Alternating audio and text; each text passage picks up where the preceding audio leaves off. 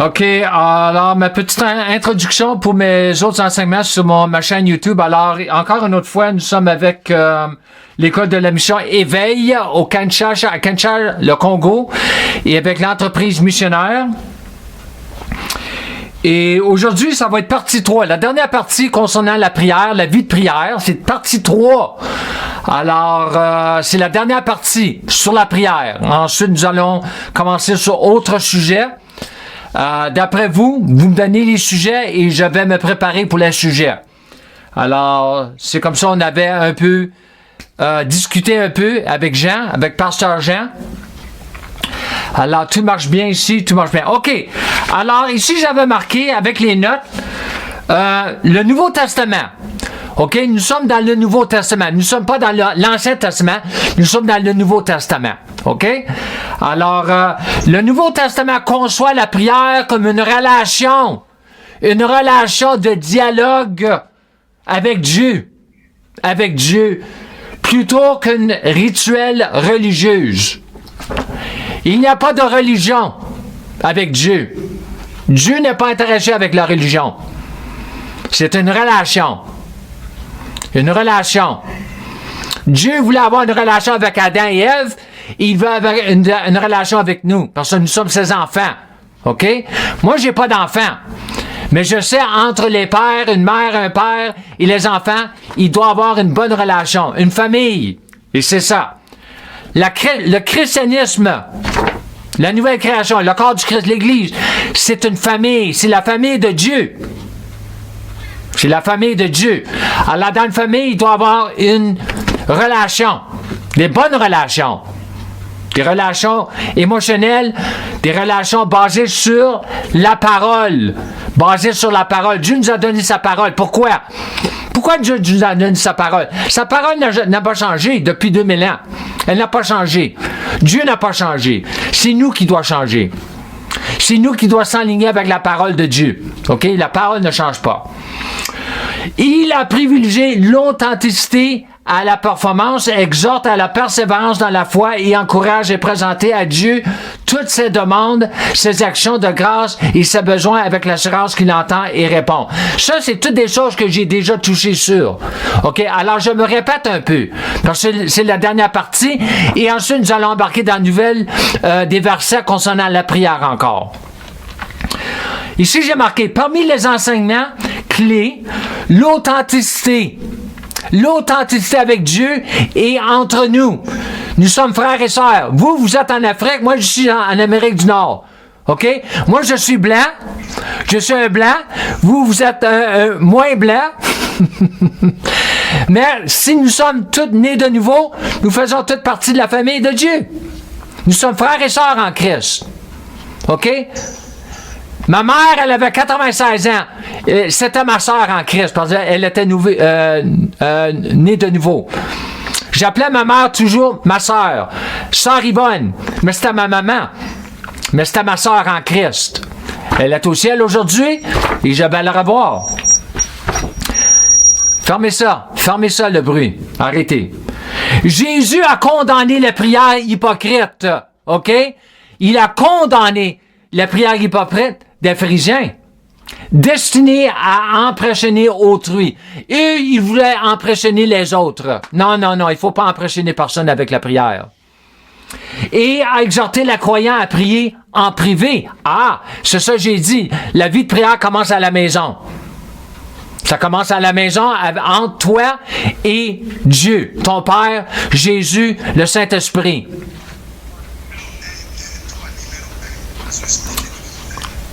Il a également donné le Notre Père comme modèle.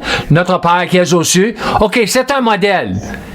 Mais nous avons déjà regardé autres prières dans Éphésiens, Colossiens, Philippiens. Nous allons regarder autres prières aujourd'hui. Mettant l'accent sur le respect, la dépendance et le pardon. All right? Persévérance et foi. Numéro 2. Persévérance et la foi. J'ai déjà passé sur cela. Je me répète. Les croyants sont encouragés à prier avec persévérance. Persévérance, confiant que Dieu est un Père aimant qui désire donner de bonnes choses. De bonnes choses. Pas de méchantes choses. de bonnes choses. Les prières doivent être offertes avec foi et un esprit de pardon. Si nous avons un manque de pardon dans notre cœur, ça ne marche pas avec Dieu. Il faut pardonner. Il faut pardonner les autres, comme Dieu nous a pardonné. Ah! Nous voulons recevoir le pardon de Dieu et nous ne pouvons pas pardonner quelqu'un d'autre. Ça ne marche pas avec Dieu. Numéro 3, action de grâce. Action de grâce. Remercier le Seigneur chaque jour pour la nouvelle... Remercier. Moi, je le remercie chaque jour pour le linge, la maison que j'ai, tout cela, je le remercie chaque jour. OK? Action de grâce et paix. L'apôtre Paul exhorte les croyants à remplacer l'anxiété par la prière et l'action de grâce, promettant que la paix de Dieu gardera leur cœur. La paix de Dieu, c'est très important. La paix de Dieu, c'est très important, avoir la paix de Dieu dans notre cœur. Surtout quand tout va mal, avoir sa paix dans notre cœur. Très important. Numéro 4, relation constante. Le Nouveau Testament encourage les croyants à prier sans cesse, en maintenant une attitude de communication et de gratitude constante. OK? C'est comme ça que nous apprenons à marcher avec le surnaturel. Parce que Dieu est invisible. Dieu est invisible. Je ne vois pas Dieu comme je vous vois. L'Esprit Saint est invisible. Jésus est invisible. Les anges sont invisibles. Mais par la foi, nous voyons Dieu. OK? Numéro 5,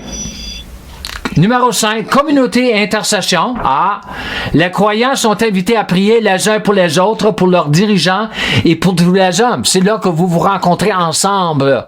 OK? Priant en groupe. Mais ça commence à la maison, comme j'ai déjà touché sur cela. Ça commence à la maison.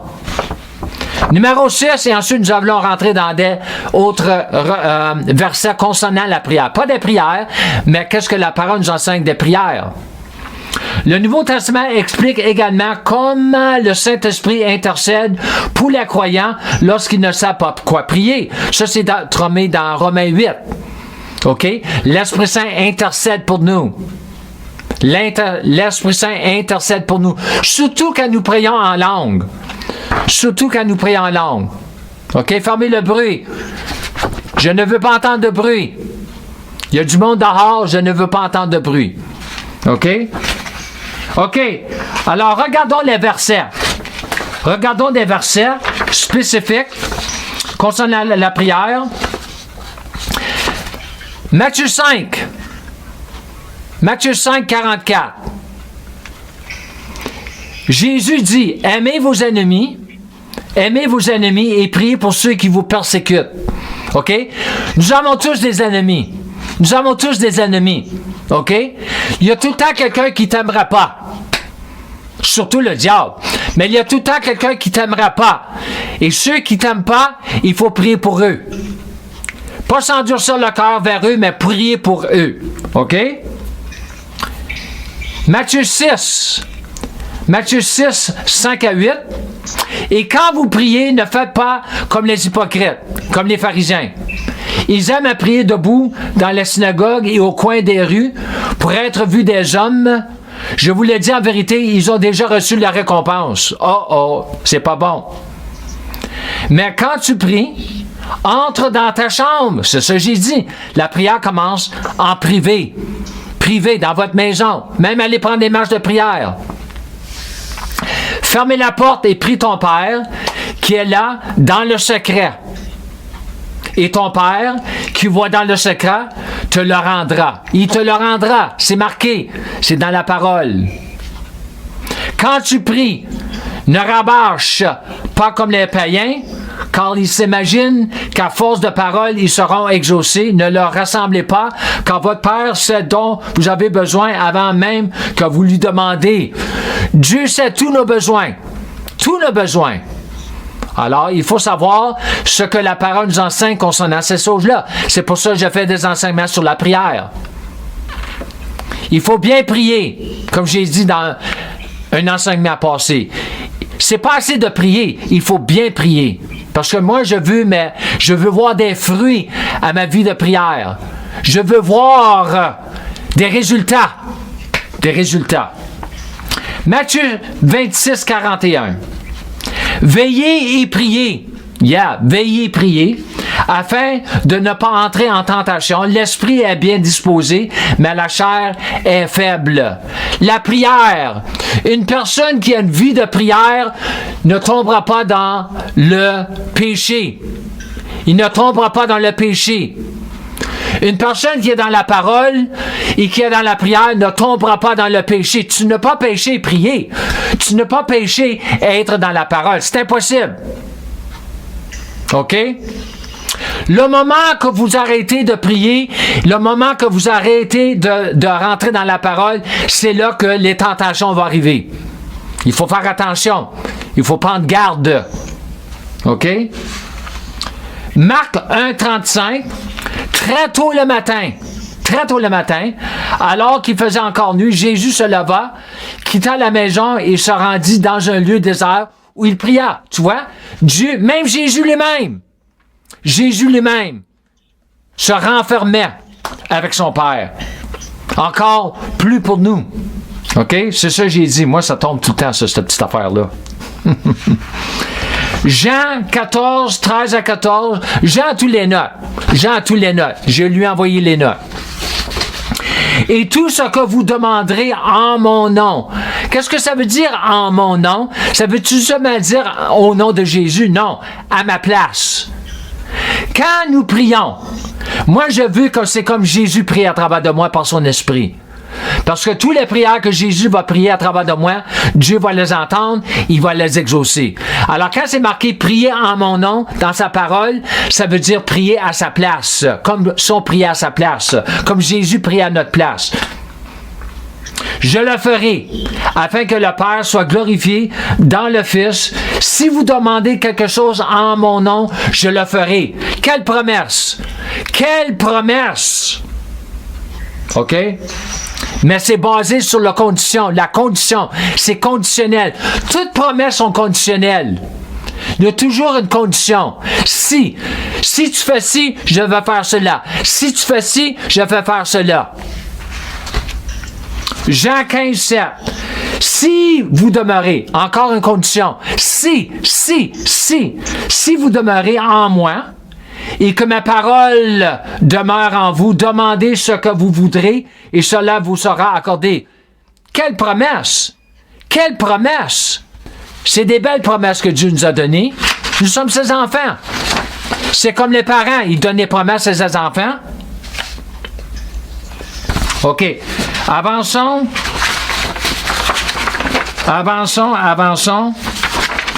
La dernière page. Éphésiens. Allons à Éphésiens 6, 18. OK, nous avons déjà lu des prières dans Éphésiens. Éphésiens 1, Éphésiens 3, Colossiens 1, Philippiens 1. Et là, c'est très intéressant ici.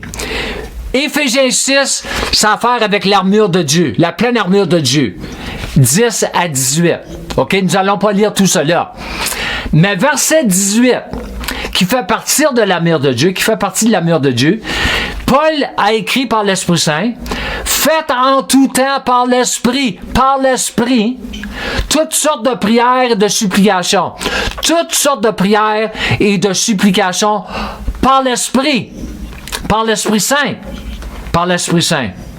Veillez à cela avec une entière persévérance et priez pour tous les saints. Alors même ce petit verset ici, on pourrait vraiment changer tout ce que nous avons dans notre vie. Changer tout. Parce que Dieu veut exaucer ces sortes de prières qui sont priées par l'Esprit. La prière et la supplication. OK? Alors, c'est l'Esprit Saint, par l'Esprit, qui veut supplier et qui veut prier à travers de nous. OK?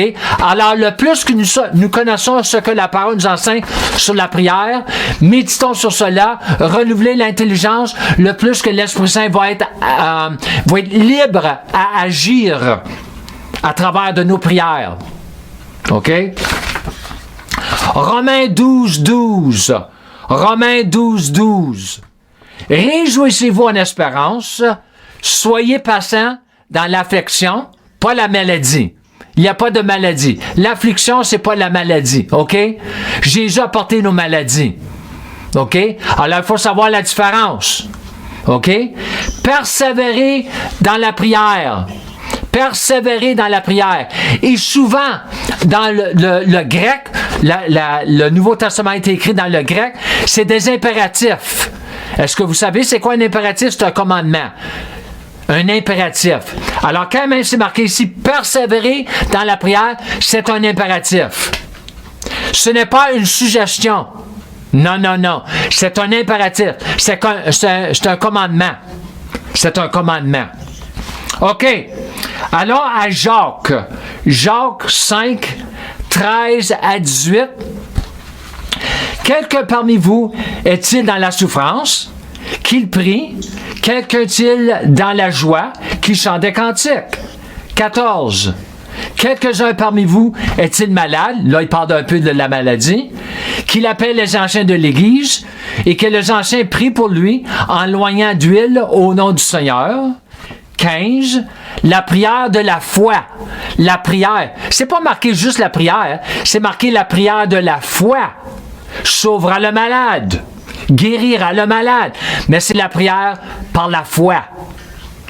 Et le Seigneur la relèvera et s'il a commis des péchés, il lui sera pardonné. 16, verset 16. Confessez donc vos péchés les uns aux autres.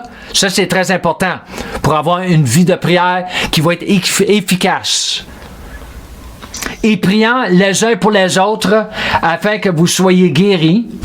La prière agissant du juste a une grande efficacité. 17.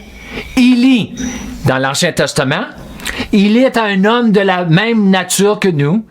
Il pria avec instance, pour qu'il ne pleuve point et qu'il ne tombe point de pluie sur la terre pendant 3 ans et 6 mois. Wow! La prière qui cause des choses surnaturelles. OK? Quand nous sommes en contact avec Dieu, dans la prière et par la foi, les choses surnaturelles commencent à agiter dans notre vie. Parce que Dieu est un Dieu de surnaturel. Tout ce que Dieu veut faire, c'est le OK? Ça, c'est le mot surnaturel, ça veut dire au dehors du naturel. Parce que nous avons l'Esprit Saint, il est invisible, et nous avons les anges de Dieu. Ils sont invisibles, mais ils agissent surnaturellement dans notre vie. C'est là que nous avons des miracles, des signes, des prodiges. OK? Le surnaturel. Peut-être que je devrais faire un petit enseignement sur cela prochainement. 18, dernier verset. Puis il pria de nouveau, et le ciel donna la pluie, et la terre produisit son fruit. Alors, la prière, la foi, la persévérance, toutes ces choses-là que nous avons regardées, ça fait 3 semaines, ça a à faire avec le surnaturel.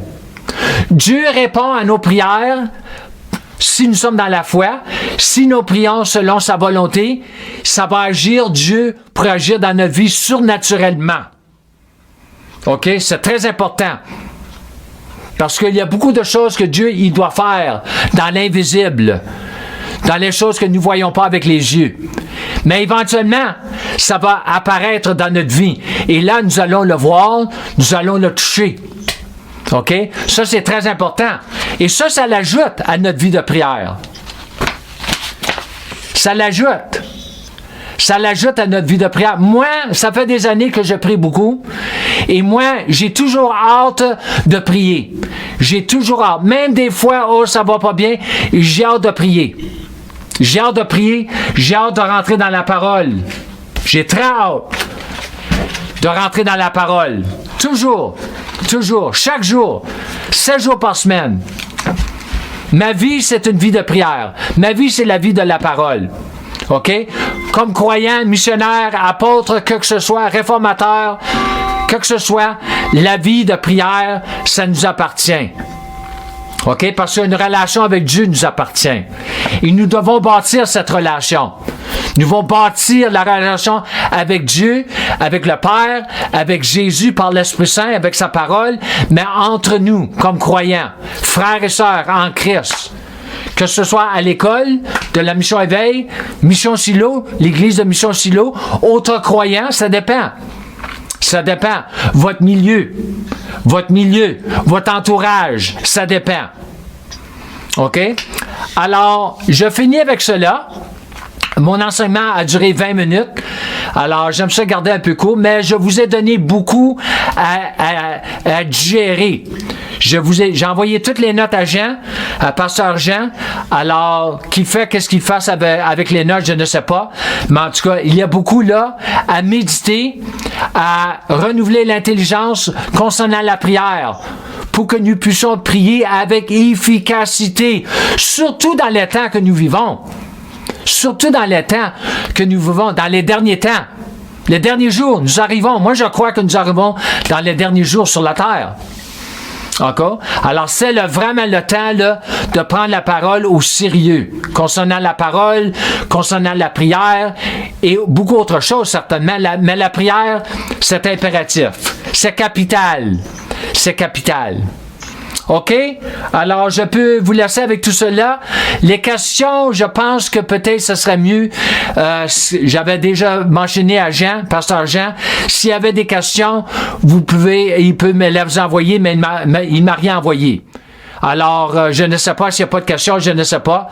Alors, vous êtes en Afrique, moi ici, je suis en Amérique du Nord. Alors, s'il y a des questions, demandez à Pasteur Jean, mais toujours les notes. Les notes. Qu'est-ce que la parole nous enseigne sur la prière? C'est très important. C'est pourquoi j'envoie les notes. OK? OK, c'est bon. C'est bon. C'est bon. Très bien. OK. Alors, on finit avec cela pour aujourd'hui. On peut finir? Et comme je finis tous mes enseignements, je vous encourage de marcher dans la plénitude de votre filiation en apprenant à marcher dans la plénitude de la grâce de Dieu et de la foi de Dieu. Shalom et Amen.